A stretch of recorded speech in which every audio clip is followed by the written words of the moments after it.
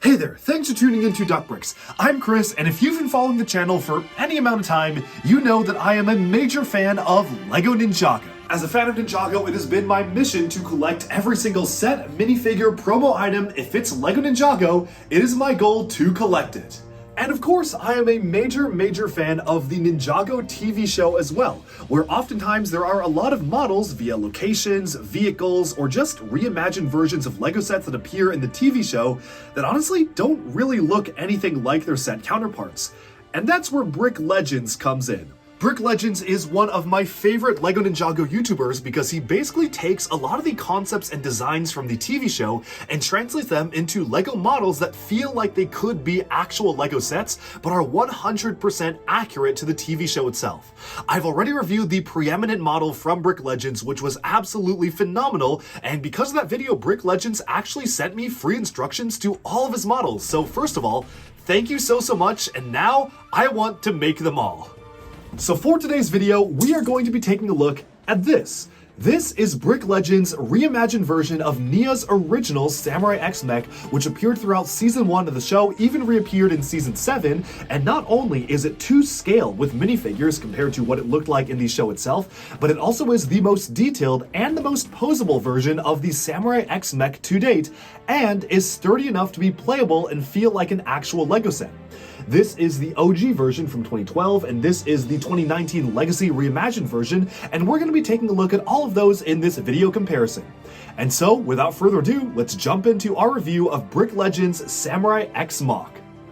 Alright, so here we have all of the official Nia's original Samurai X mech sets that we've ever gotten from LEGO, plus a custom MOC version that is to scale with the TV show by the incredibly talented Brick Legends, who did send me these instructions for free, so thank you so much for sending me these, and I cannot wait to review even more of your incredible MOCs. So first off, we have the OG Samurai X from 2012. This one was drastically oversized compared to what it appeared like in the show, and was a very rudimentary mech for its time, but obviously pretty revolutionary for Ninjago. It basically was one of the first ever Ninjago mechs in a theme that's now full of them, and kind of set the precedent going forwards for what a Ninjago mech would look like, which makes it uniquely important in Ninjago history. This, on the other hand, is the legacy version of the Samurai X mech released in 2019. It was a much smaller set and was really supposed to focus on the Samurai X mech somewhat to scale with the show itself, but because of that they did a lot of trade-offs in terms of the detail and the actual building techniques, which makes it feel more inspired by the original design than actually supposed to be a one-to-one replica.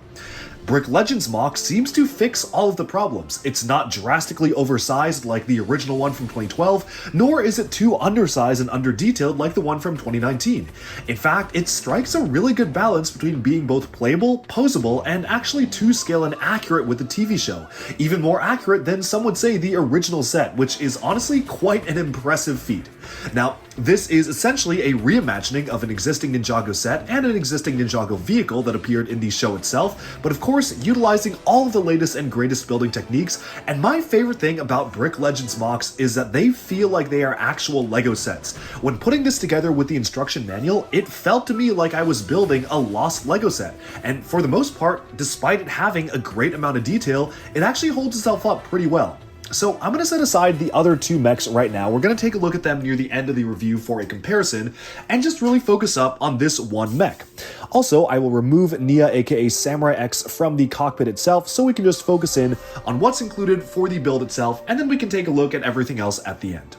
So this is a really great looking model, and you can immediately see that this is really accurate to the show itself. When I first saw this, I was honestly stunned by just how much detail that was managed to be packed into here, from the rocket boosters on the back, which they used many times throughout Season 1 of the show, to the side rail elements being utilized for the pauldrons here, even the cannons on the shoulders, and especially the helmet was really well done and really felt like how it looks like in the show. But the most impressive part to me was the chest plate. Using the large lifesaver ring element and adding on clip pieces to form the X of the Samurai X was such a clever idea, and this looks just like how it does in the show, which is really, really impressive. Now, there are a couple of different accessories that are included for the robot suit itself. You have a longsword here, which is of course kind of the main weapon that is utilized by Samurai X throughout the first season of the show, and you also have the Ninja Star / Samurai X spinner type piece that you've built up from the 2019 Hunted Blades that you can use kind of as a boomerang, which the mech also used, and you can get a really satisfying throwing motion whenever you want to pose this up. Now, speaking of posability, I do want to talk about the overall posability of the mech itself, because this is probably the most posable Samurai X mech we have pretty much ever gotten. So first of all, of course, you can move the legs back and forth, pretty much all that you would expect. You can also bend the knees. There are articulatable knee pads, so you can choose to bend the knees mounted on double mixel joints. Initially, when I was building it, I was a little bit worried about the stability of basically just having this entire thing rest on mixel joints, but it actually stands and holds up really well. And I'm honestly really impressed by just how much articulation I can get out of this, maybe even balancing it on one leg. Yeah, there you go. Like, you can actually do a lot of different things with this mech, and it is phenomenally posable. The feet themselves are mounted on mixel joints. However, the builder has very smartly added some extra pieces to prevent the motion of them from moving forwards and backwards far too much. This is actually a technique that LEGO does employ in their larger mechs. I would argue employs it too much to basically make the legs not move at all, but this is a really good compromise that still prevents you from having it fall all the way backwards, but allows you to actually get a good range of motion for the legs themselves. Moving on from the legs, the arms have pretty much the standard expected range of articulation that you would expect. You have the mixel joints for the arms being utilized for the top and the bottom. There's pretty much nothing restricting the articulation of the hands or the arms themselves, which I think is really nice. This is just a fantastic amount of detail. And one of my favorite details about the model itself is that if you notice, when you actually remove the weapons from the hands are built utilizing different claw elements, because in the show and also in the original set, this hand had kind of spikier claws and it was a bit more of a weapon style of hand, whereas the other one did not have the spiky ends to it and was more of a rounded look and feel for holding the sword, which again, if you go back to the original mech design, that is exactly how they treated the original mech itself, which had spiky claw hands for the end of one hand and then just a more standard figure arrangement for the other one. I really love how that's replicated here, and I do actually feel that this was done even better than the original set because this is utilizing the new for 2023 large action figure or mech buildable finger elements, which honestly seem like they were almost designed just for this purpose. They obviously weren't, but it fits so perfectly for the rounded fingers to be used on the show itself. Now, the way the cockpit opens to accept the minifigure is pretty much just exactly how it would be in the show itself. This part folds downwards and this part folds upwards. There is a very interesting color usage of teal there. Not really sure how I feel about that one, although I guess maybe it could be supposed to represent some of the control screens. But when I was building it, that honestly did feel like I was putting together an actual LEGO set. Sometimes LEGO hides random colors in their sets here and there just to make the building process easier, and that's definitely something LEGO would have done. The Samurai X minifigure does not have any studs to actually sit on, so you do kind of have to just slot her in there, and then thankfully, this all closes up really nicely and your minifigure is super secure. You don't really need to worry about the minifigure falling off or rattling around. I mean, this is very, very secure in the way that it's done.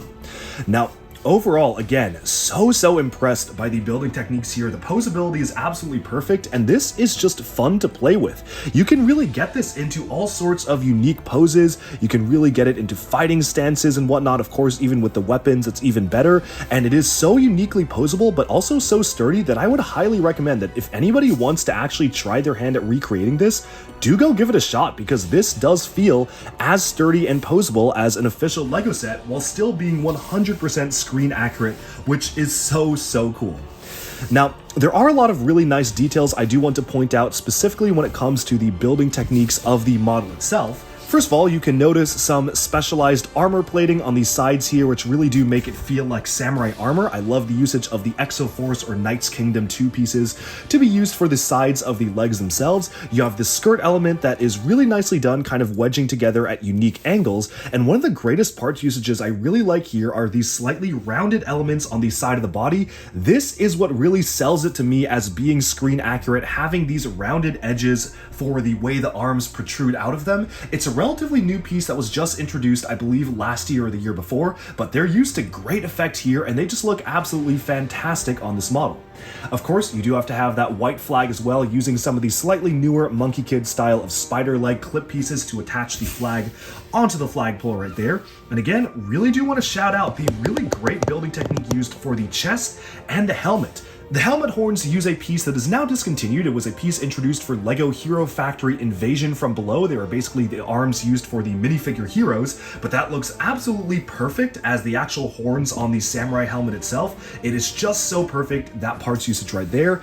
And then of course, as I mentioned, the way the X is built is just so good. It just is immediately recognizable using any just pretty much regular pieces. You don't really have to have specialized pieces for this. It looks really fantastic the way that it's built. Overall, I am a big fan of Brick Legends. I'm a big fan of all of their MOCs, and this is easily one of my favorites so far. If you haven't seen it already, I already did a review on the Preeminent, and I do have instructions for all the MOCs that they publish, so do let me know in the comments if you want to see me actually review any more of them, because my goal is to review all of them and add them all to my collection at some point. That is really the dream, so that would be absolutely amazing if we could do that. But as of right now, this has been our look at the Samurai X Mech, Nia's Samurai X Mech, from the original 2012 pilots reimagined with modern building techniques, which just looks so cool and visually pleasing to see it fully come together.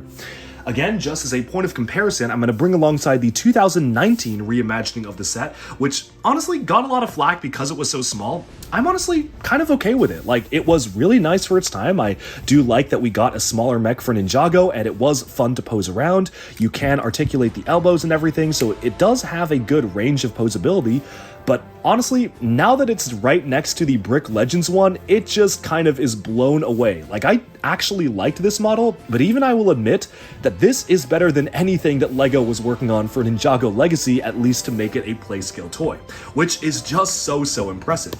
And of course, comparing it next to that original Samurai X Mech just looks great. Obviously, the original mech did not have knees, so the OG mech just had fixed legs, which this is a big improvement over that, while still retaining the look and feel of the design of the mech itself. And I love how a lot of the details were shrunken down, from the train engine elements here being shrunken down to just these smaller clip elements, which is a technique the Ninjago Legacy one used as well. Everything is just really well done for this model, and I'm so happy to have been able to add it to my collection. But with that, we have summed up our review of Brick Legends Samurai X Mech, and I'm so curious, let me know in the comments if you actually are planning on building this yourself, because I would highly recommend it. You can check out his instructions in the description below. This is just so cool, and thank you once again to Brick Legends for sending me instructions to this incredible model. And with that, we have summed up our look at the incredible Samurai X MOC by Brick Legends. Let me know down in the comments below if you have built this, what has been your experience with it. Are you now planning on building it? Of course, you can find instructions linked in the description below if you want to purchase them for Brick Legends yourself. Again, thank you for sending me these instructions, and I cannot wait to build more of your Ninjago MOCs. So of course, let me know in the comments, what other Brick Legends MOCs do you want to see me build? I do have all the instructions. It's just a matter of buying all the parts and putting out a review, and I really do want to build them all someday. And so, thank you all so much for tuning into DuckBricks. Be sure to like and subscribe for even more LEGO news, reviews, discussion, and analyses coming your way very soon, and bye for now.